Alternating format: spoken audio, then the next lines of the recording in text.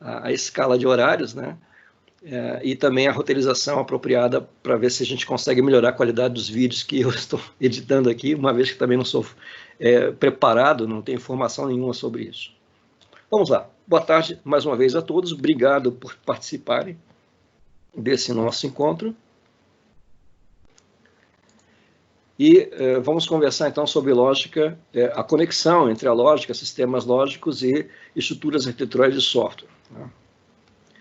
Eu preparei esse roteiro, ao redor de 5 minutos a gente conversa um pouquinho sobre o conceito de arquitetura de software, retoma isso no final, tá? Nos últimos 10 minutos eu faço a conexão entre essa parte introdutória e depois a gente percorrer uma trajetória que percorre mundos, domínios, lógica, a gente desemboca novamente na questão arquitetural e eu faço um destaque para estruturas estáticas e dinâmicas no finalzinho. Em seguida, conversão sobre domínios de modelagem, ao redor de 10 minutos, formas de raciocínio. E considero isso importante, eu trouxe para cá para deixar isso, claro, é um conhecimento que todos nós já temos, mas é importante que haja uma clareza de terminologia, né? Existe um raciocínio intrinsecamente equacional, que é inspirado na matemática, e existe um tipo de raciocínio muito popularizado na computação, que é o raciocínio baseado em atribuições, e essas duas formas de raciocinar, elas mostram em algum nível equivalentes, mas a trajetória do raciocínio segue por trilhas diferentes, né? Conecto isso durante 20 minutos sobre o projeto de sistemas lógicos, e aqui a intenção é que a gente possa conversar sobre a importância de se ter um pensamento mais rigoroso quando se escreve programas de computadores, de um sistema lógico que muitas vezes não foi apropriadamente projetado, né? Nós não temos uma resposta apropriada para se conduzir todo um projeto de software baseado única e exclusivamente em sistemas lógicos. Isso deu origem, há tempos atrás, a métodos formais, e a gente acabou realmente chegando à conclusão de que é mais uma ferramenta importante a ser aprendida, melhora a qualidade do sistema de software, mas ainda não é uma bala de prata, né? Na parte final ali, programas como sistemas lógicos, eu convido a uma perspectiva de observação. O que acontece se eu considerar muito próximos, se não praticamente equivalentes, um programa de computador e um sistema lógico? Quais são as consequências disso, né? Isso foi investigado na década de 80, deu origem hoje, né, a uma grande evolução das linguagens de programação, mas vale a pena a gente exercitar com uma força um pouco maior essa combinação, né? O que quer dizer programa como um sistema lógico? Isso se conecta no finalzinho com aquelas vistas arquiteturais propostas por Christian, né, onde um dos quadrantes é o quadrante lógico.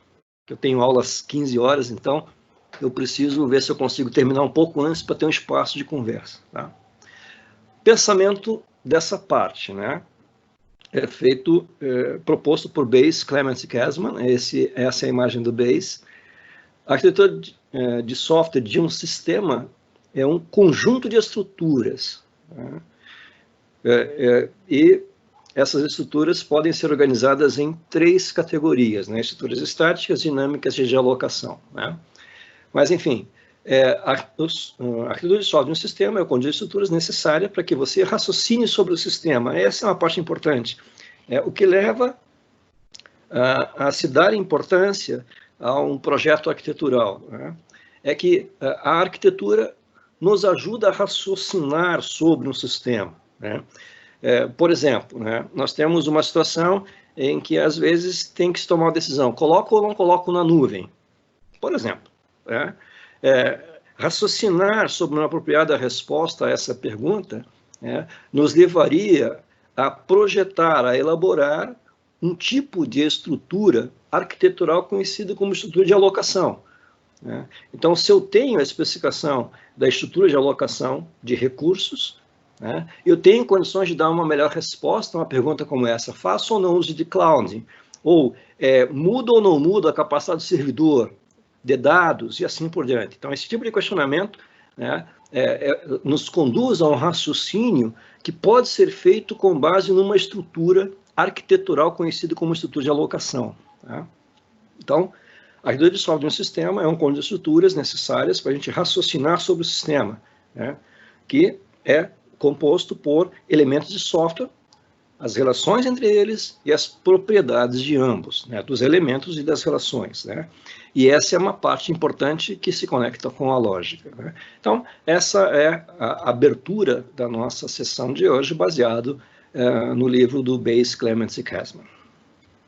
Então, aqui você tem, como proposto por Christen em 95, né, uma das maneiras de se fazer uma organização dessas estruturas arquiteturais. Isso aqui corre como se fossem dimensões ortogonais.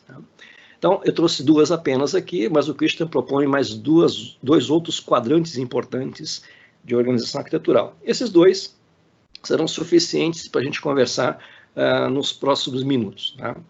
Não apenas a título de ilustração, de exemplificação, eu coloquei uma linha tracejada que separa um domínio, que a gente chama de domínio da aplicação, também é chamado de domínio de negócio, ou simplesmente domínio do usuário, né? E a linha de baixo, a parte de baixo dessa linha tracejada, que é o que a gente chama de domínio da solução, né? Então, para que eu resolva um problema que se encontra no domínio da aplicação, eu preciso dominar, né, os conceitos do domínio da solução, eu preciso conhecê-los, né? A arquitetura se encontra nesse lado dessa divisão entre domínios, né? A arquitetura, como um conjunto de estruturas, pode ser, por sua vez, organizadas em dois importantes quadrantes, né? Lógico e físico. Tem uma parte de mistura de notação UML padrão, com notação Ítalo, que é para eu criar os meus mnemônicos, né?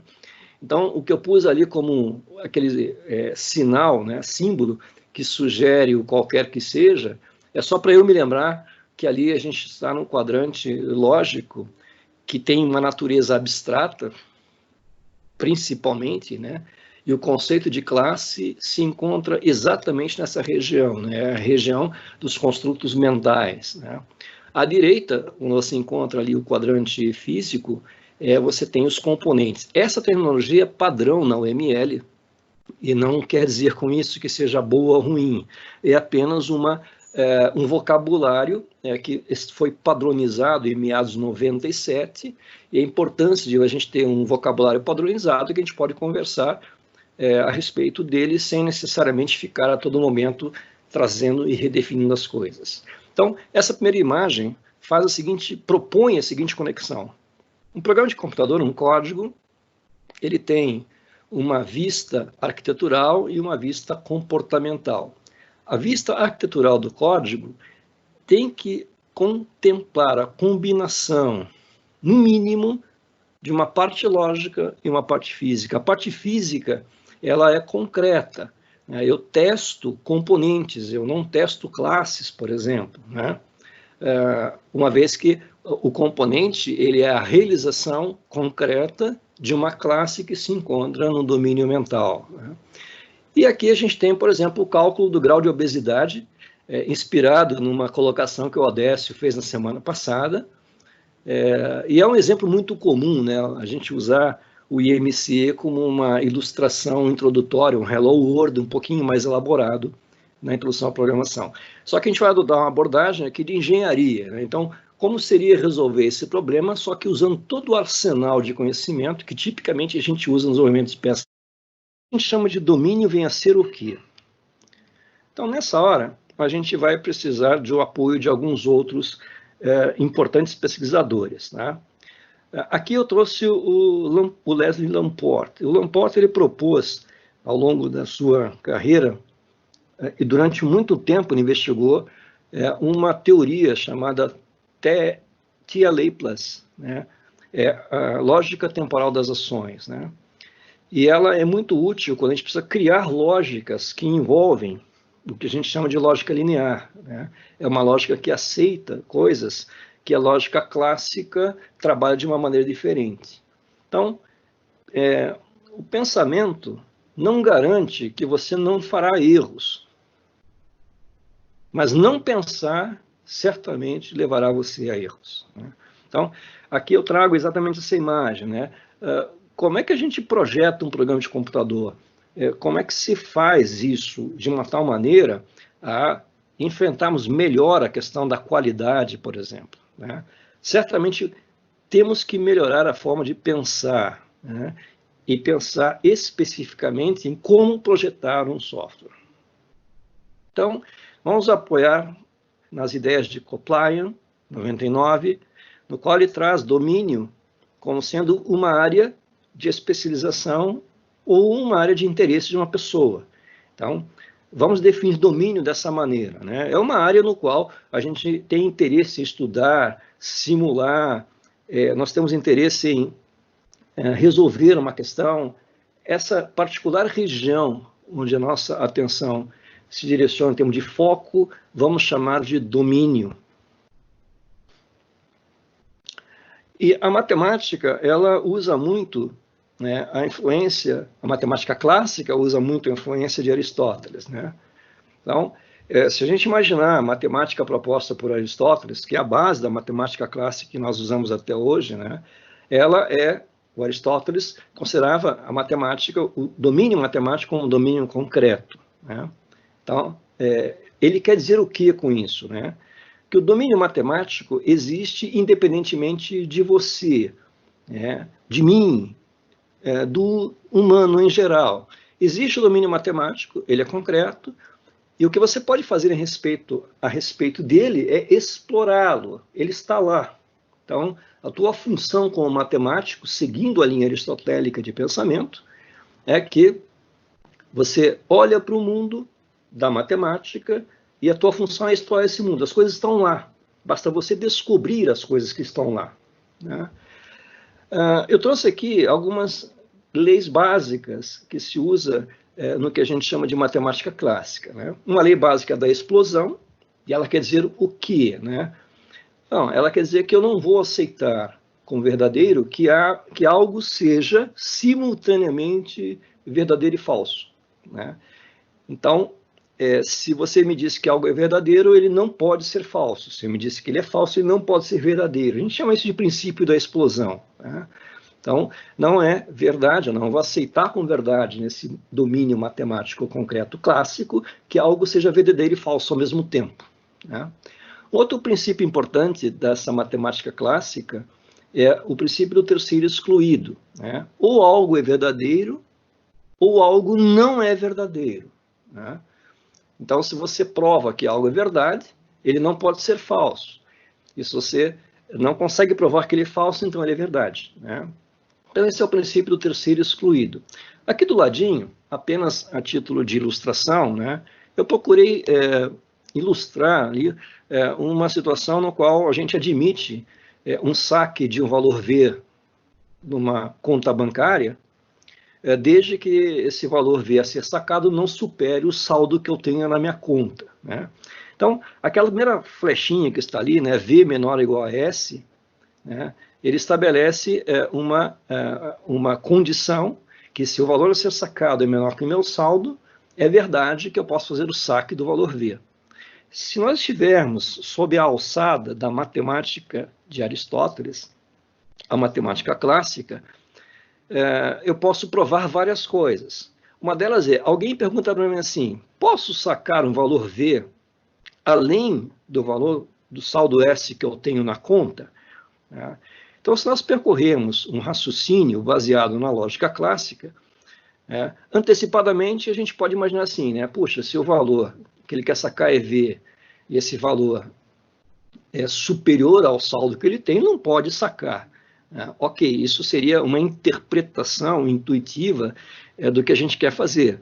Só que se a nossa ideia é programar o computador para raciocinar dessa forma, nós temos que produzir uma representação formal para que seja possível que ele, seguindo passos, chegue a esta conclusão. Você não pode sacar.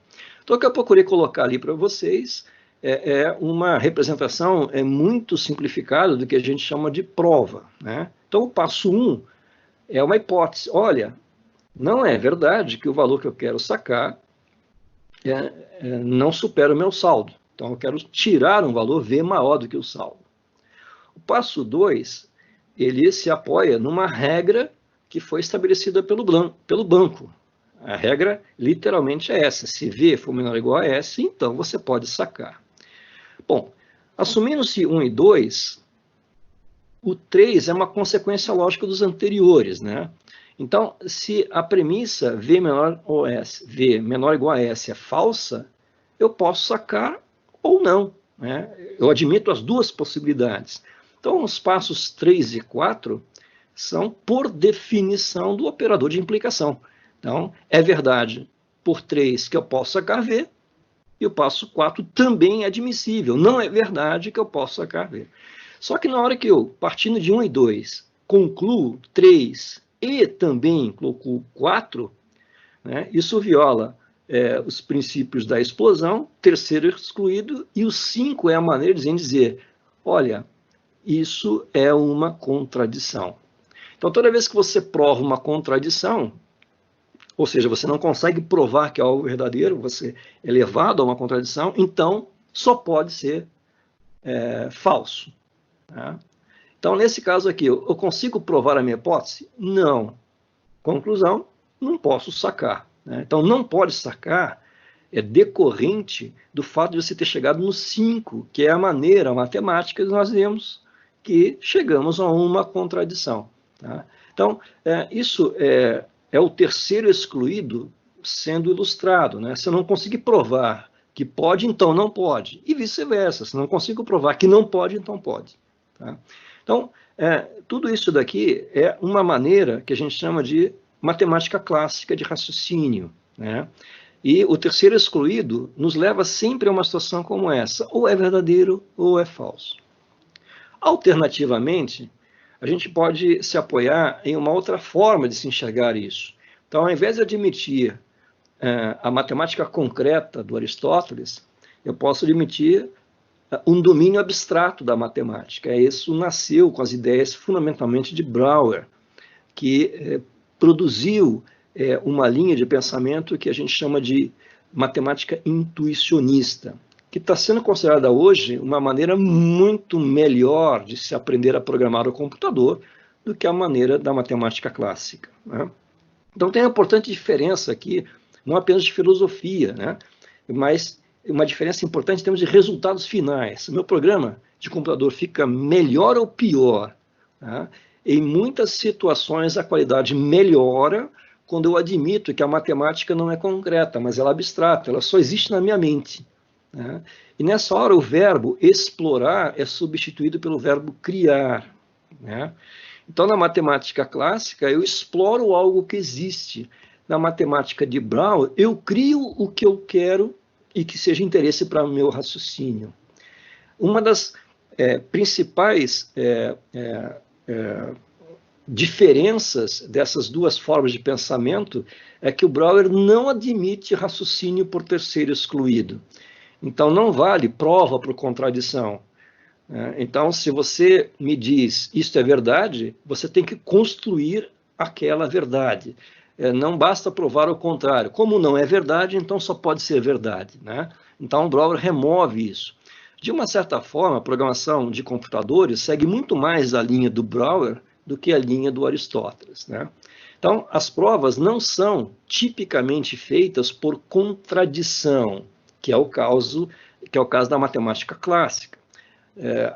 Via Brouwer, a gente prova por construção. Eu provo para você por construção que ele existe na minha matemática. Né? E, de uma certa forma, a construção de um programa de computador é essencialmente seguindo por essa linha de Brouwer. Tá? O Brouwer, ainda assim, admite o princípio da explosão. Eu não consigo simultaneamente aceitar que algo é verdadeiro e falso ao mesmo tempo. Né? Isso dá origem a outras lógicas, por exemplo, lógica paraconsistente, para a gente enfrentar melhor questões como essa. Mas, de qualquer maneira, só o fato de eu remover a possibilidade de raciocínio por prova ao contrário ajuda muito na construção de programas de computador, e é isso que eu gostaria que nós conversássemos daqui para frente.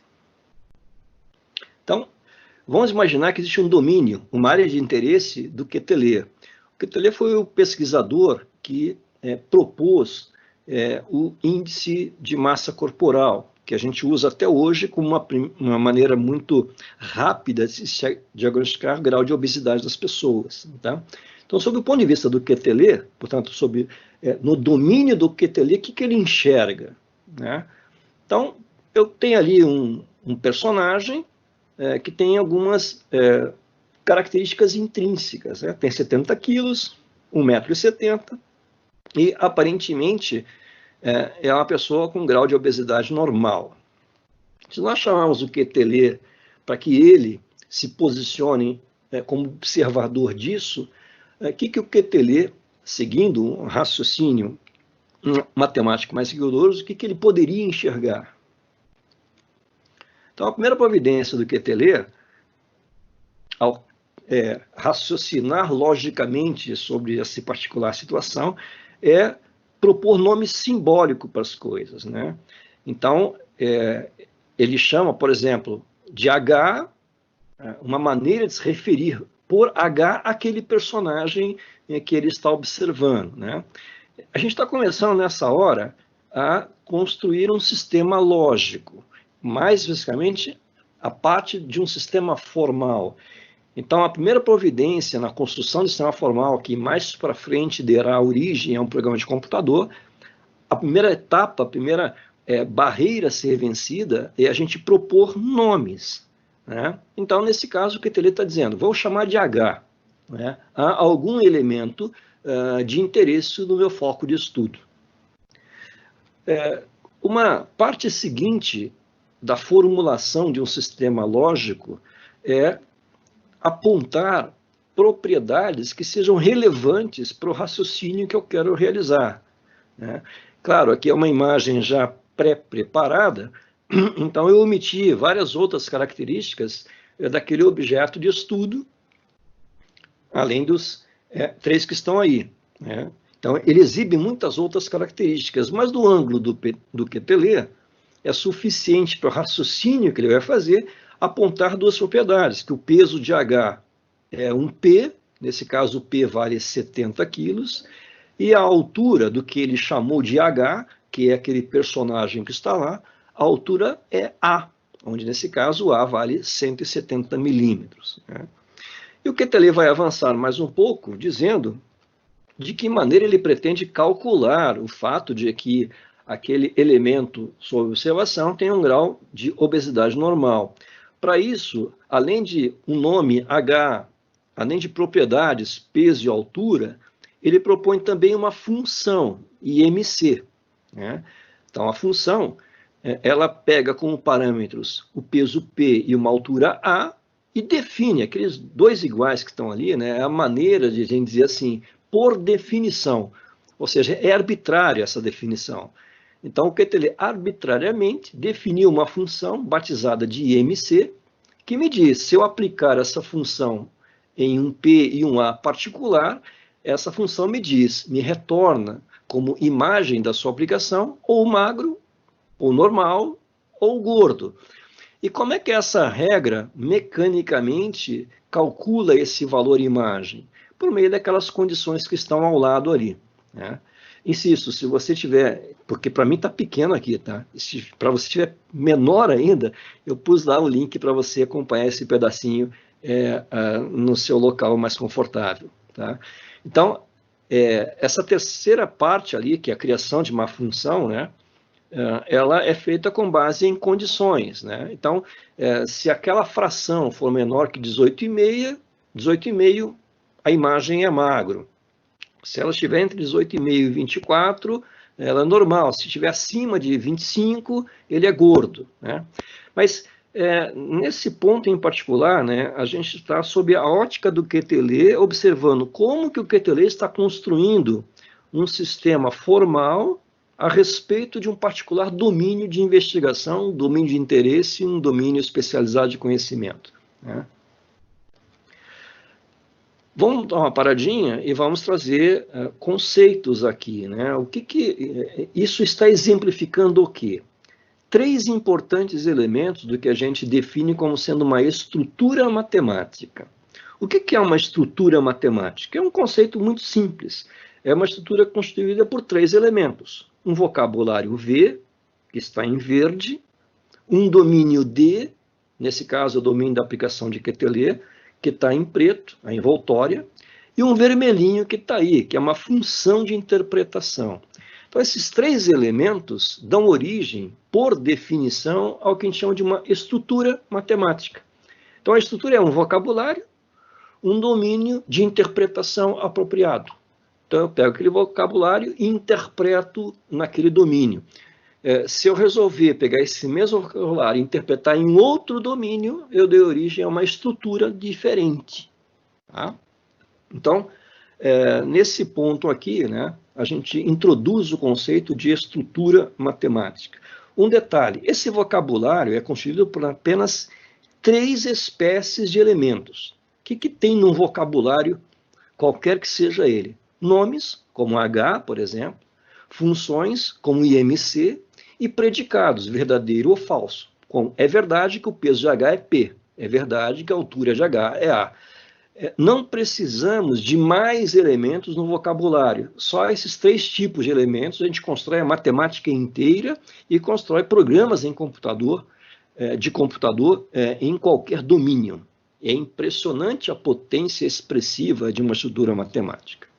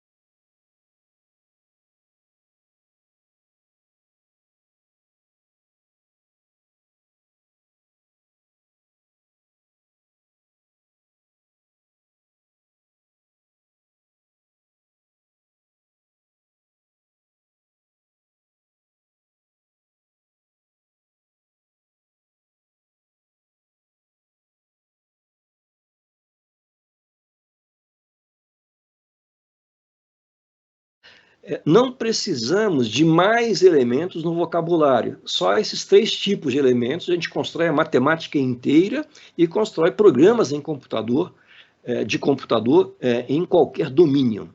É impressionante a potência expressiva de uma estrutura matemática. Ok. Um pensamento do Hamming. Pessoal,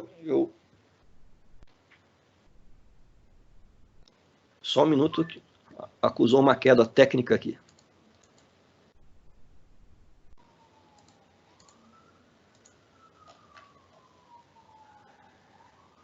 Estão me ouvindo bem? Sim. Sim. Ok? Boa. Ouvindo bem, sim. Bacana. Ótimo, obrigado. Vamos lá. Então, o pensamento do Hamming, o propósito da computação é insight, e não números, né? A matemática é sobre números, mas a computação é sobre insight, é usar o computador para conseguir desenvolver uma capacidade de interpretar domínios de uma maneira que a gente se sinta seguro, confortável, que a gente possa comunicar com mais clareza as nossas ideias, né? O pensamento do Hamming, nesse sentido, é espetacular. Então, aqui, apenas para que a gente... isso tudo também já é de conhecimento de todos, eu só apenas vou deixar claro a terminologia que eu estou usando aqui. Tem um tipo de raciocínio que a gente chama de raciocínio equacional. É o raciocínio que prevalece na matemática clássica e nas matemáticas em geral, né? As definições, elas são feitas a partir de equações matemáticas. Cada definição é uma equação. O que quer dizer isso? Que o valor esquerdo de uma definição é igual ao valor que está à direita da definição. Então, vamos imaginar o seguinte programa, né, com um raciocínio equacional. Por definição, o A vale 3, o B vale 4, e tem uma função f com 2 parâmetros x e y, que por definição é x² mais y². Você está vendo 3 definições que serão utilizadas em um raciocínio equacional. Em seguida, onde eu escrevo ali avaliação, é como se eu estivesse executando esse programa, né? A gente chama, a terminologia que a gente usa é avaliação. Entre par de colchetes, eu destaquei ali o que é verdade antes da avaliação. Então, por raciocínio equacional, é verdade que o A vale 3 e o B vale 4. Aí, eu, de novo, faço uso do raciocínio equacional e aplico a função f de x nos argumentos A e B, em particular, né? Então, qual o resultado da avaliação de f de A aplicado a f de AB? Né? O que se faz aí é essencialmente substituição, baseando-se em raciocínio equacional. Quanto vale o f de xy? Onde aparece x², você põe x. Onde aparece y², você põe y. Então, se eu quiser calcular f de AB, onde aparece FAB, eu ponho A² mais B². E você pode raciocinar dessa maneira, porque você está sob a alçada do que a gente chama de raciocínio equacional, né? Aplicando-se isso até o final, você chega ao valor 634. E o que é importante é que o A continua valendo 3 e o B continua valendo 4. Né? Esse tipo de computação é clássico na computação funcional. Ela se baseia nesta forma de raciocínio que a gente chama de raciocínio equacional. Alternativamente, a gente poderia fazer uso de um outro tipo de raciocínio que a gente chama de atribuição destrutiva. Valores são trocados à medida que a computação acontece. Então, se eu usar um raciocínio baseado em atribuição destrutiva, o valor do lado esquerdo é trocado, ele é substituído pelo valor que aparece à direita. Eu tomei um cuidado apenas do ponto de vista de forma, né, de indicar que a gente está usando raciocínio por atribuição destrutiva, colocando 2 pontos igual, apenas para, na forma, dar uma pista de que tipo de raciocínio está sendo sugerido nesse outro programa. Então, ali, a gente está dizendo assim, A 2 pontos igual a 3. Como é que eu leio isso se eu estiver sob a alçada da atribuição destrutiva? Pegue o valor 3 e coloque-o substituindo o atual valor de A. E da mesma maneira, vale para o 4, e da mesma maneira para a última instrução de atribuição destrutiva. A gente também pode dizer assim, o novo valor de A será A ao quadrado mais B ao quadrado. Então, se eu executar e não avaliar, né, mas se eu executar esse programa, eu começo numa situação em que é verdade que o A vale 3 e o B vale 4, devido às duas primeiras instruções do meu programa, que são de atribuição destrutiva. Em seguida, quando eu executo a terceira instrução, eu preciso calcular o A ao quadrado mais B ao quadrado. A avaliação, supondo que o A vale 3 e o B vale 4, dá 25. Eu vou pegar esse 25 e trocar o valor de A por ele, de tal forma que, depois de eu ter feito a execução dessas três instruções, é verdade que o A vale 25 e o B vale 4. Né? Então, aqui você tem duas maneiras de eu raciocinar. Ou eu faço uso de um raciocínio equacional, ou eu faço uso de um raciocínio por atribuição destrutiva. À direita, você tem toda uma família de programação baseada em programação imperativa. Né? À esquerda, você tem toda uma família de desenvolvimento de software baseado em aplicação funcional e programação lógica. Mas é importante a distinção dessas duas formas fundamentais de raciocínio. Ok, vamos agora projetar um sistema lógico. Qual é a dificuldade de se projetar um sistema lógico? É fácil ou é difícil? Não sei responder essa pergunta, mas eu vou apresentar a você a maneira de se resolver formalmente o problema de implementar no computador o IMC do QTLE. Pedi ajuda para o Hedman. Lógica é uma linguagem equipada com regras para você deduzir a verdade de uma sentença a partir de outras. Ou seja, eu vou ter que admitir, a priori, a verdade de algumas sentenças. A gente chama isso de axiomas, ou verdades estabelecidas, aceitas. Essas formam a base atômica sobre a qual eu construo o resto do sistema lógico, né? No ponto de vista mais prático, tipicamente, as coisas que a gente coloca num banco de dados, por exemplo, né, quando a gente faz um insert, tipicamente a gente está representando essa parte axiomática do raciocínio. É verdade que o endereço é esse e que o CEP é aquele lá, por exemplo. Né?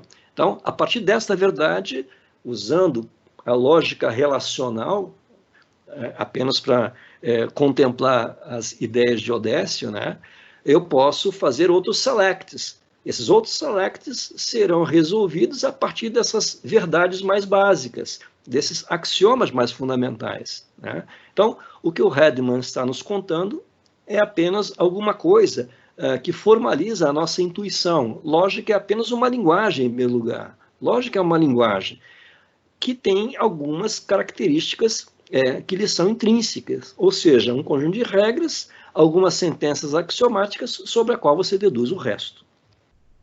Voltando, então, à questão do QTLE, eu preciso modelar o domínio percebido por QTLE. Observe que agora a gente vai fazer uma outra passagem aqui, né?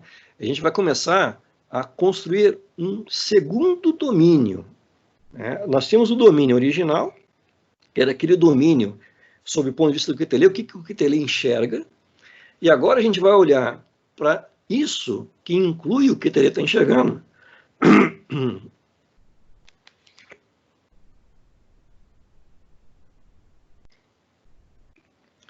Nós vamos ver o que o QTLE está enxergando só sob a nossa ótica. Nós vamos programar o que o QTLE viu.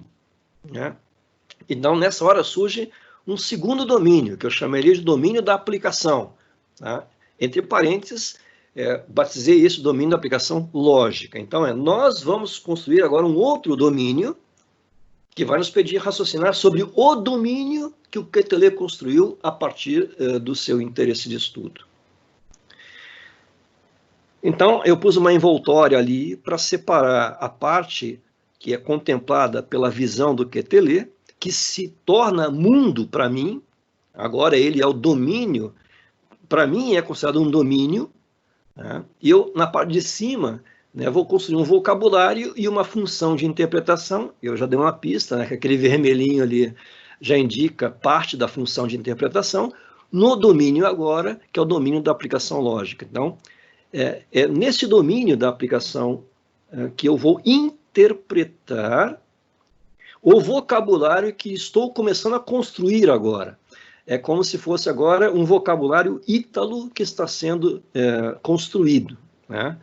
Ali em cima, a gente representa, é uma maneira de se representar o que a gente chama de axiomas, são as verdades iniciais, tá? Uma notação que se apoia em Gentzen é colocar uma linha horizontal, separando na parte de cima a premissa da parte de baixo, que é a conclusão. E a direita, R1, nesse caso, né, é um nome de batismo para a gente se referir a essa particular regra.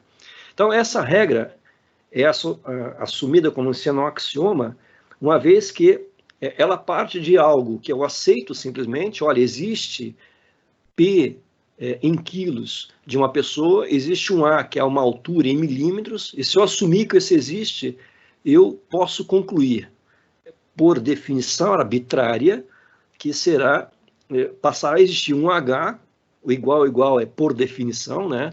Um H, que por definição é um par PA.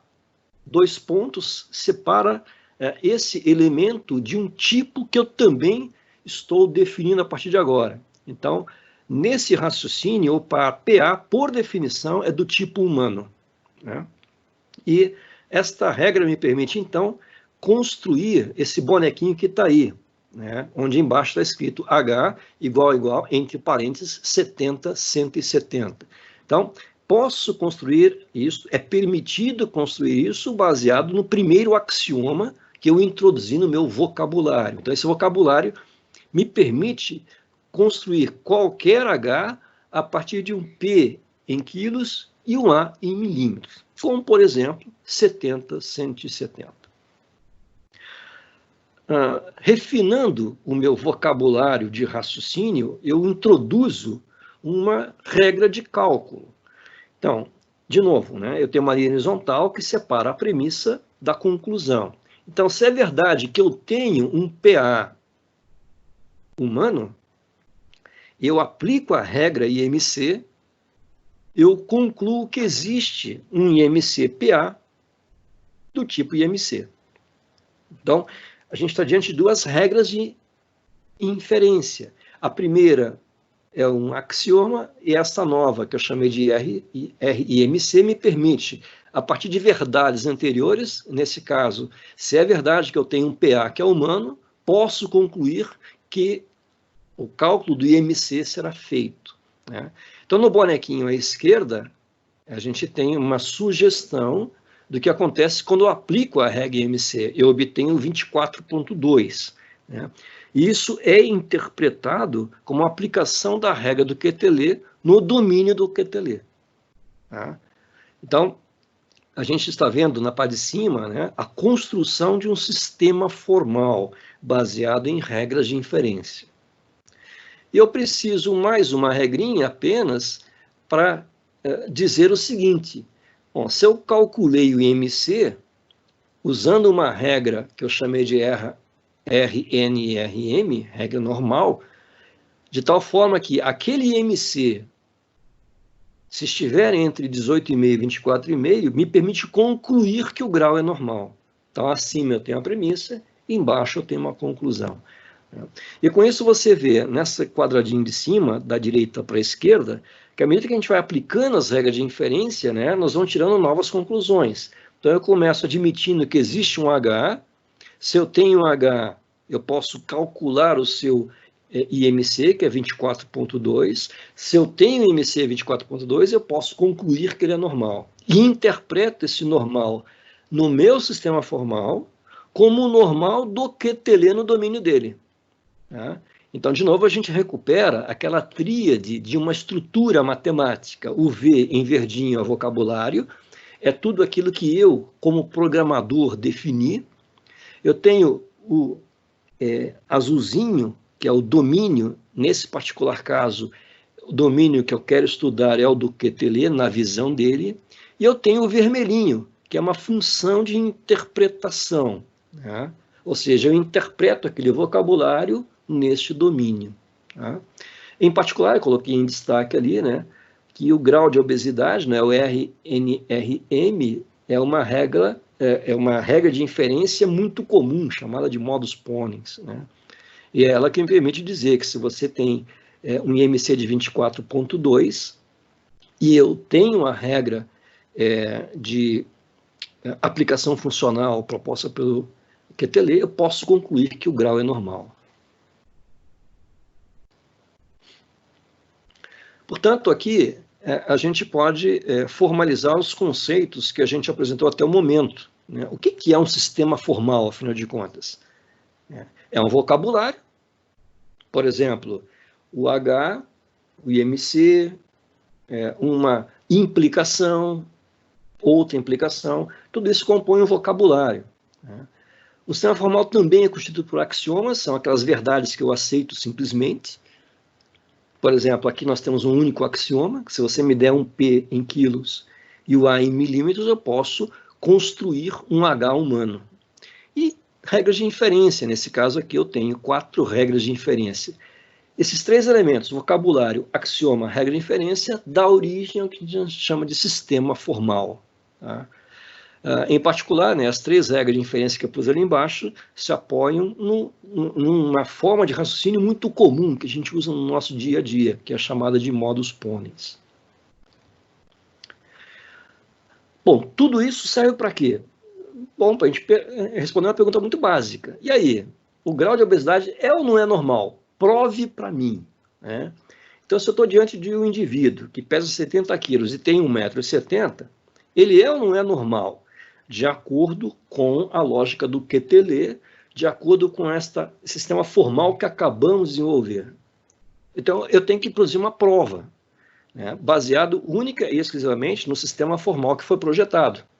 Tá? Se o sistema formal que foi projetado não é suficiente para eu produzir uma prova, eu tenho que modificá-lo, refiná-lo, eu tenho que fazer com que, em algum momento, ele me permita fazer deduções.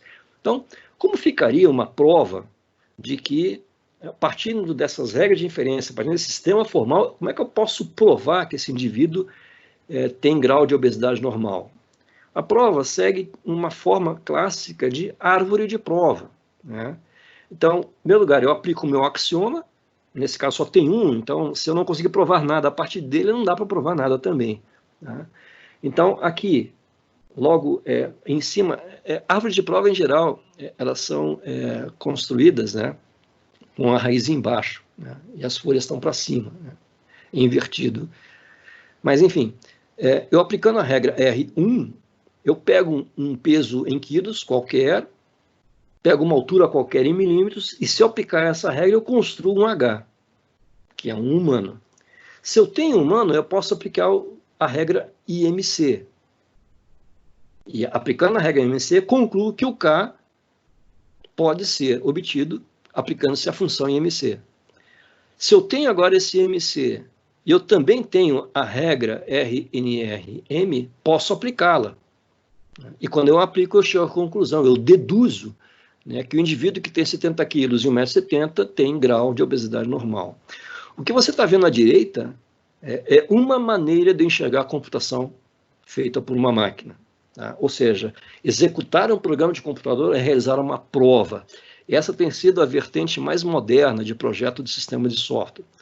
Ou seja, programas são equivalentes a sistemas formais, né? E fazer uma computação é fazer com que o computador execute uma dedução. Matematicamente, provar que se a pessoa tem 70 quilos e 1,70 m, ela tem grau de obesidade normal, a gente chama isso de teorema. Então, a gente acabou de produzir um teorema. Então, quando o computador nos informa, olha, essa pessoa tem grau de obesidade normal, a gente acabou de provar um teorema. Essencialmente, a gente está usando a matemática rigorosa o tempo inteiro. Se o programador está projetando sistema formal explicitamente ou não, agora é uma questão de processo de desenvolvimento, é uma outra pergunta. Tá? Mas que toda vez que a máquina executar um programa e produzir uma resposta, eu enxergar isso como dedução, é exatamente isso que eu deveria fazer mesmo. Aqui, então, está um apanhado geral do que nós acabamos de conversar, né? E isso conecta com a noção de modelo, né? O Greg, outro dia, e mais uma vez, ele traz a questão de modelos e modelos. Toda vez que ele fala a palavra modelo, eu sempre preciso reenquadrar se o que ele está propondo como modelo é o que tipicamente a gente pensa como modelo no âmbito do desenvolvimento de software. Então, o que é um modelo para nós? É uma particular interpretação. Tá? Então, nessa figurinha, eu trouxe os 3 elementos de uma estrutura matemática: vocabulário, domínio e a função vermelhinha de interpretação. O que é um vocabulário? Nomes de identificação, funções e predicados. É só isso que constitui um vocabulário. Se eu interpretar nomes, funções e predicados, em particular domínio de, então eu acabei de produzir uma função interpretativa. Então, uma interpretação nada mais é do que uma função semântica de sentenças do vocabulário em elementos e propriedades de um domínio. Tipicamente, um domínio de interesse para a computação tem elementos, que eu coloquei em um quadradinho azul, propriedades desses elementos, que é uma ovalzinha cinza, e eventualmente eu posso mapear um elemento no outro. Né? Com essas 3 estruturinhas aí, eu consigo construir qualquer programa de computador baseado nessa filosofia que, insisto, né, é o que mais contemporâneo a gente tem encontrado para melhorar a qualidade de software. E o que vem a ser um modelo? Um modelo é aquela função vermelha que está ali, né? Com um plus, com um adicional, né? Desde que ela faça sentido. Né? Então, é uma interpretação correta de um vocabulário e um domínio. Semana passada, quando o Odécio falou assim, puxa, se eu subir num banquinho aqui, eu vou ficar mais magro. Né? Tá bom, só que nessa hora a gente não chama isso de modelo, né? A gente chama isso de apenas uma interpretação. É uma interpretação, mas não é um modelo, porque não é algo que a gente poderia imaginar que o Quetelet imaginou como correto. Não vale você subir num banquinho para baixar o seu IMC. Desde que ela faça sentido. Né? Então, é uma interpretação correta de um vocabulário e um domínio. Semana passada, quando o Odécio falou assim, puxa, se eu subir num banquinho aqui, eu vou ficar mais magro. Né? Tá bom, só que nessa hora a gente não chama isso de modelo. Né? A gente chama isso de apenas uma interpretação. É uma interpretação, mas não é um modelo, porque não é algo que a gente poderia imaginar que o Quetelet imaginou como correto. Não vale você subir num banquinho para baixar o seu IMC. Ok, estamos indo para a reta final. Agora vamos conectar isso com o programa de computador. Tá? Eu ia fazer aqui os ensaios, mas eu posso fazer isso após o término da apresentação formal. Mas o que você está vendo à sua direita aqui, dá para a gente rodar direto no interpretador. Nesse caso aqui, eu estou usando o interpretador da linguagem Java. Tá? Mas a intenção agora é mostrar para você assim, bom, como é que eu conecto tudo isso que a gente conversou agora há pouco, que é um projeto de um sistema lógico, um sistema formal, dedução, etc., com programação? Qual é a relação? Então, eu procurei construir de uma tal forma que tornasse um pouco mais evidente a conexão dessas duas assim, situações. Tá? Então, à esquerda, eu coloquei como titular Humano em Java. Né? O que é um humano em Java? Então, eu tenho um vocabulário, parte do vocabulário é o H, que é simplesmente, né, uma abreviação de um par peso-altura, é só isso. Então, esse parzinho aí, eu vou arbitrariamente dizer que é do tipo humano. Na minha lógica, ele é do tipo humano. Né? E também eu tenho um axioma ali, uma regra de inferência. Se você me der um P e um A, eu construo um H usando aquele meu vocabulário. À direita, você tem um código em Java, foi assim, o código mais simples que eu consegui imaginar, né, para implementar esse sistema lógico em Java de forma interpretativa. Então, para vários de vocês que não têm familiaridade com a linguagem Java, não se assuste. Se você minimamente conseguiu acompanhar o que eu fiz à esquerda, né, à direita é simplesmente aquilo escrito em javanês. Né, numa maneira que eu procurei escrever que fosse o mais evidente a interpretação possível. Então, tecnicamente, introduz uma variável H, que é do tipo array de double, e à direita, né, entre o par de chaves, você tem uma forma de interpretar um par ordenado, 70 a 170. Tá? Então, isso introduz um nome H no ambiente de execução Java, e esse H se refere a um par 70 a 170. Logo em seguida, né, eu tenho o J-Shell. O J-Shell é apenas o nome do interpretador, é como se você estivesse interagindo gradativamente com esse interpretador aqui. Tá? Insisto, se você julgar conveniente, a gente pode voltar depois aqui, a gente faz a dinâmica, eu mostro para você esse interpretador rodando. Tá? Então, em cima é o que eu digito na linha de comando, eu digito double, colchete H igual, etc. E logo embaixo, quando eu escrevo assim, H, flechinha, né, igual, seta, double, é a resposta que o interpretador me deu. Ou seja, eu acabei de passar para ele que existe por axioma a existência de um H com aquelas características. Ok, como é que fica o IMC em Java? Então, à esquerda você tem um mapado vocabulário, que é uma função IMC, que mapeia um par PA num valor que eu arbitrariamente disse que é do tipo IMC. E tem uma regra de inferência. Se você me der um par humano, PA, posso aplicar pela regra IMC, uma regra de inferência, posso aplicá-la e obtenho, por meio do cálculo da função IMC, um valor IMC. À direita, você tem como fica isso em termos de código Java, né? Então, à direita, você tem IMC, que é do tipo função de double array in double, igual, entre parênteses, o parâmetro H, e aquela flechinha é a maneira Java de representar uma função, simplesmente, né? Então, vou mapear o H no seguinte valor, seja P um double, seja A um outro double, como estou informando em milímetros a altura do indivíduo e o QTL usa aquilo em centímetros, né? Eu preciso fazer uma conversão ali, né? Ele retorna P sobre A ao quadrado, né? Então, se eu interagir agora com o meu interpretador, eu falo assim, o interpretador G-Shell aplique a função IMC no valor H. Ele me responde aquilo ali, 24.22, etc. Né? Então, o que eu estou querendo ilustrar aqui, né? Que o que o computador está executando com o programa é a implementação do sistema formal que eu projetei. Tá? E, finalmente, a gente tem o grau de obesidade escrito em Java. Então, à esquerda você tem o vocabulário da minha linguagem formal, embaixo você tem as 3 regras de inferência que foram definidas para serem interpretadas como função do QTL, e à direita você tem o código correspondente em Java, resultado dessa implementação, né? Então, ali embaixo, quando você vê o G-Shell aplicando a função grau no resultado da aplicação da função MC sobre H, o G-Shell, o computador, me diz, olha, se você tem 70 e 170 como parâmetros característicos, você tem grau normal de obesidade. Dessa implementação, né?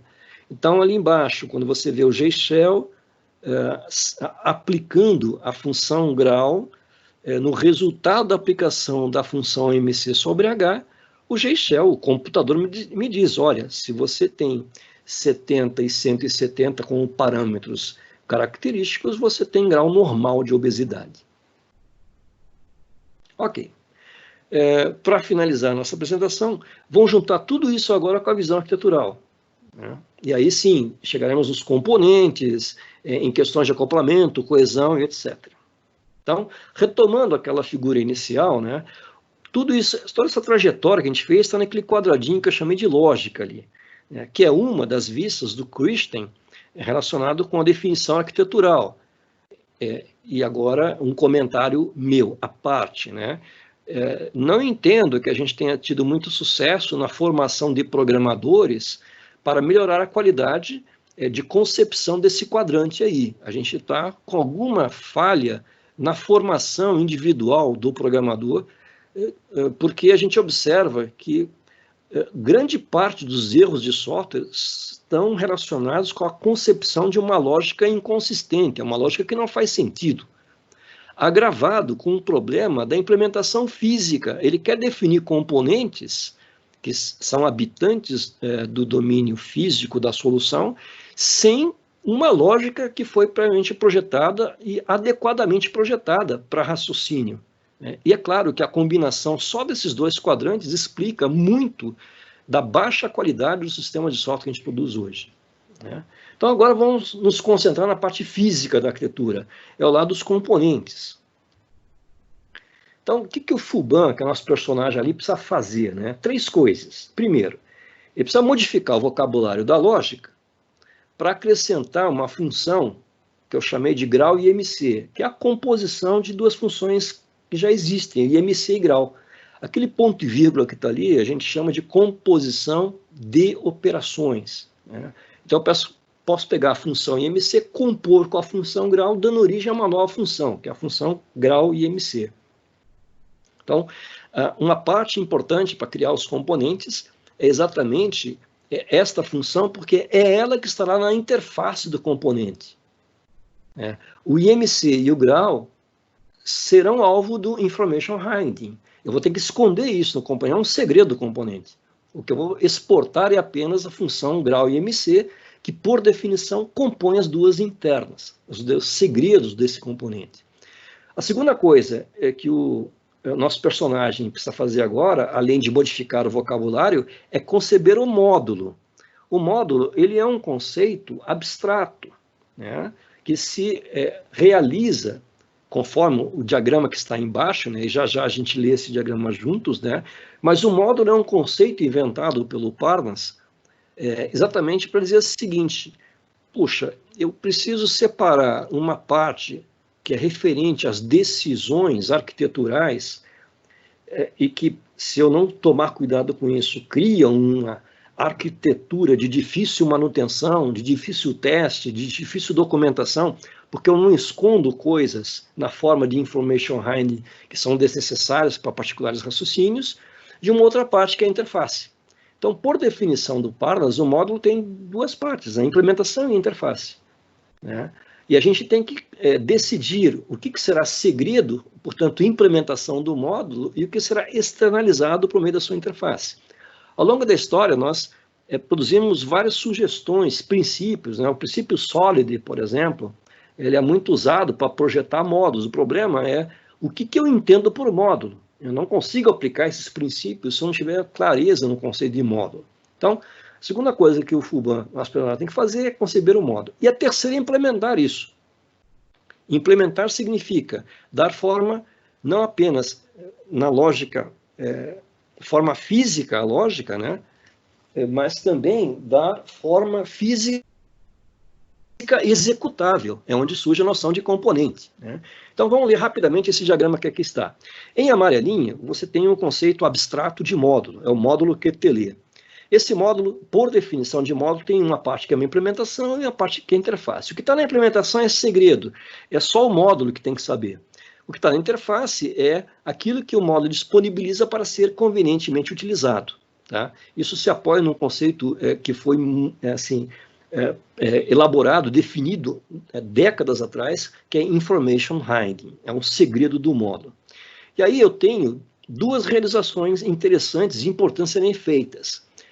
A que está em verdinho está no nível abstrato, né? É no nível das ideias, é na mente, é uma realização na forma de classe do módulo. Então ali eu estou usando a notação UML padrão, o menos é private, o mais é public, que é uma decisão que eu quero tomar no nível abstrato de o que eu tornarei público da interface do meu módulo e que, por ser implementação do módulo, tem que ser privado na classe, né? E à direita, a rosinha que está ali, é a materialização, a concretização física, é aquilo que eu consigo compilar, é aquilo que eu consigo salvar no disco, eu consigo rodar. Esse é o componente, tá? Observe que o componente tem que realizar duas coisas. O componente tem que realizar o nível lógico da classe e o componente tem que realizar respeitando as definições do módulo. Então, se não tiver minimamente esses três elementos, o amarelinho, o verdinho e o rosinha, dificilmente eu produzo um código com algum grau de qualidade aceitável. Em verdinho, em cinzinha, que está ali, é um componente da tecnologia Java, né? Nesse caso, eu usei o function, mas está ali apenas para ilustrar, olha, componentes podem depender, podem usar outros componentes. E, finalmente, o que o usuário enxerga de tudo isso? Ele só enxerga do componente rosinha o serviço, a função, grau e IMC. O usuário passa o peso e a altura e o componente devolve um string dizendo se ele é magro, normal ou gordo.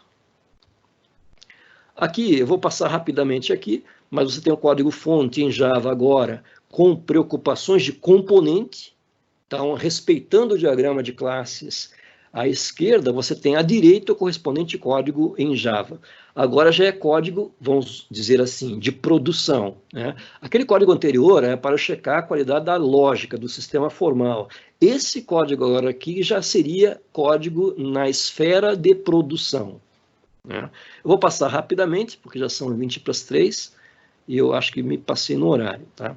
Mas você pode com calma depois checar isso daqui. Observe que eu tomei o cuidado de colocar os privates, public, exatamente para codificar as decisões arquiteturais que foram tomadas durante a concepção da arquitetura. E, finalmente, para tornar esse código um componente executável na tecnologia Java, eu preciso adicionar um método main. Então, é o main que torna esse componente executável. Se não tiver main, ele será apenas um componente. E aqui você tem o runtime desse negócio, tá? Em cima, você tem a lógica que foi construída anteriormente, que eu chamei ali de interpretador. Embaixo, onde tem sistema operacional, é onde já estou diante de um código de produção, tá? Então, na tecnologia Java, eu compilo tudo isso via JavaC. Então, eu compilo o componente qtl.java.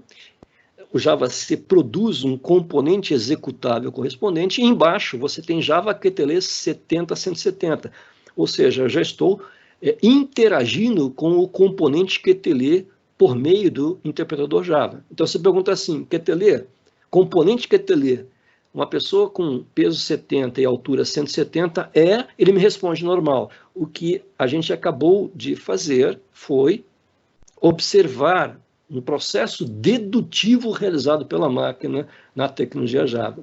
E à esquerda ali está o Fuban dizendo, funciona. Sim, se ele sabe desenvolver software by the book, pela cartilha, ele consegue adaptar esse processo para algo mais pragmático e dosar com que igual de rigor ou que flexibilização é necessário dentro de particular projeto, mas vai funcionar.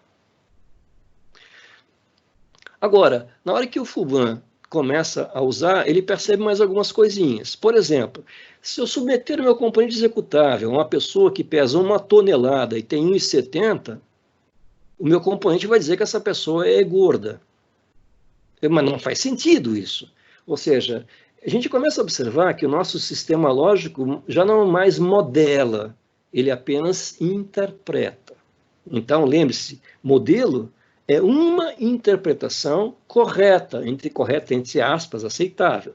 Aqui trata-se apenas de uma interpretação, é interpretado como gordo, mas não faz sentido isso.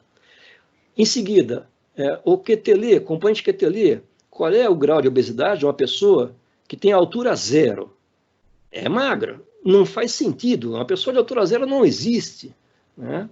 E, finalmente, o componente QTL, qual é o grau de obesidade da pessoa que não existe porque ela tem altura 0 e pesa menos 170, ele vai dizer que é magro, né? Então, o que aconteceu ali, né? Teve uma falha de execução. O que o Fuban tem que fazer? Mudar a lógica está errada, e essa é a terminologia do I3E. Falha, defeito, erro de modelagem, tudo isso é parte do processo de desenvolvimento de software, né? E, na minha opinião, é isso que a gente precisa repensar em como estamos fazendo na formação de programadores, tá? E, para finalizar, o pensamento final do Boot, né? O engenheiro de software amador sempre está procurando mágica, né? Que, infelizmente, é o que a gente pode, por amostragem, enxergar nos dias de hoje. Encerro por aqui a minha apresentação. Muito obrigado por terem me ouvido. Inclusive, a minha veia pulsa de vez em quando, me perdoe em relação a isso. Mas eu espero que vocês tenham aproveitado alguma das coisas que eu falei aqui, tá? No finalzinho você tem as referências bibliográficas dessa apresentação. Eu também, se você tiver interesse, a gente pode conversar numa outra hora sobre esses runtimes que estão aqui. Pessoal, muito obrigado. Temos 15 minutos. Gostaria muito de ouvir os seus comentários